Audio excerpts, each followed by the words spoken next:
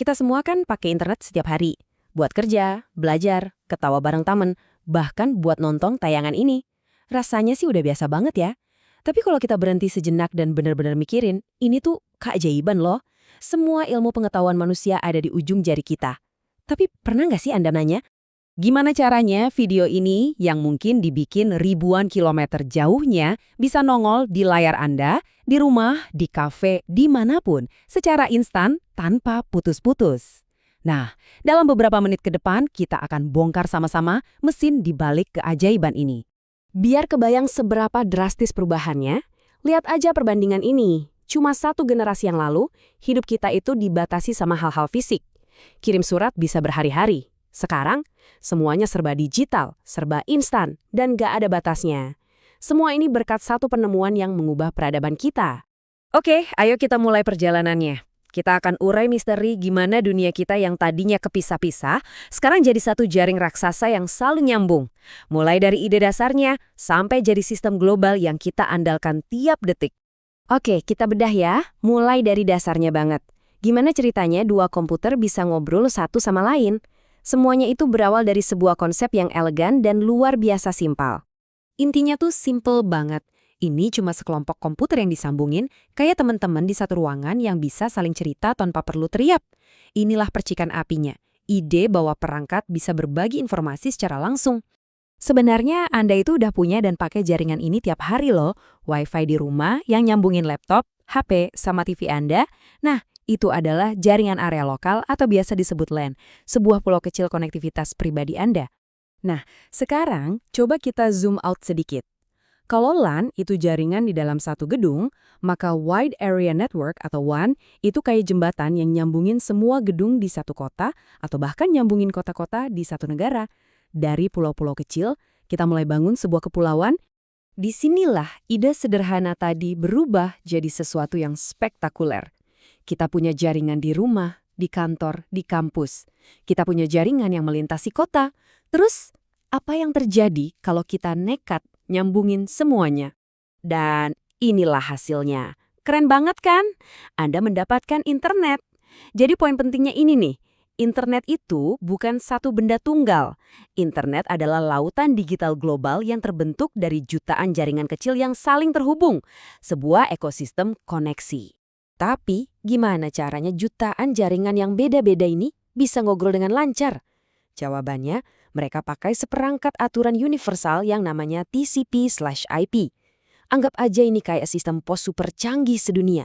Tiap detik, sistem ini nyortir dan ngirim miliaran paket data, mastiin tiap email, video, atau pesan Anda nyampe ke alamat yang benar, meskipun harus nyebrang setengah dunia. Oke, jalan rayanya udah kebayang.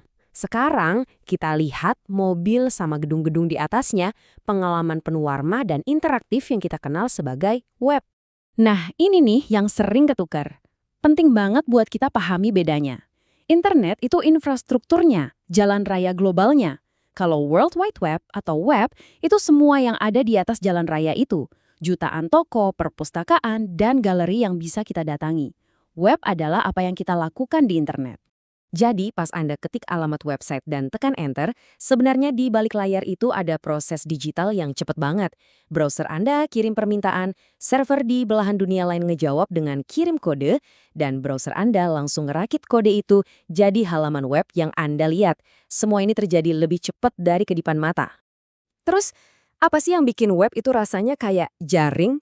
Ya ini dia, benda ajaib yang namanya hyperlink. Setiap kali Anda ngeklik sebuah link, itu sama aja kayak teleportasi informasi. Anda lompat dari satu server di satu benua ke server lain di benua yang beda dalam sekejap. Itulah inti dari berselancar di dunia maya. Nah, setelah kita paham cara kerjanya, sekarang kita lihat dampaknya yang benar-benar mengubah dunia. Ini bukan cuma perubahan kecil, ini kayak gelombang tsunami yang mendefinisikan ulang hampir semua aspek kehidupan kita.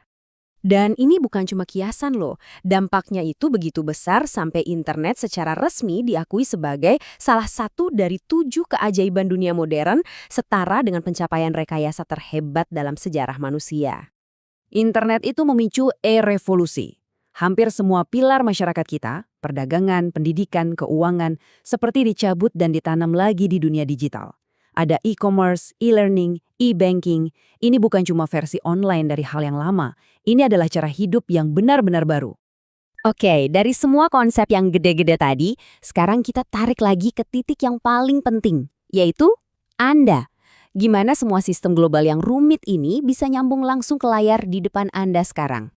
Jadi, cara Anda masuk ke lautan jaringan ini adalah lewat yang namanya penyedia layanan internet atau ISP. Perusahaan kayak Telkomsel, IndiHome, atau Biznet, merekalah pintu gerbang pribadi Anda. Anda bayar mereka untuk dapat akses, dan mereka kasih Anda kunci buat membuka seluruh dunia digital. Jadi, kalau kita rangkum, ceritanya gini. Semua berawal dari jaringan komputer yang simpel.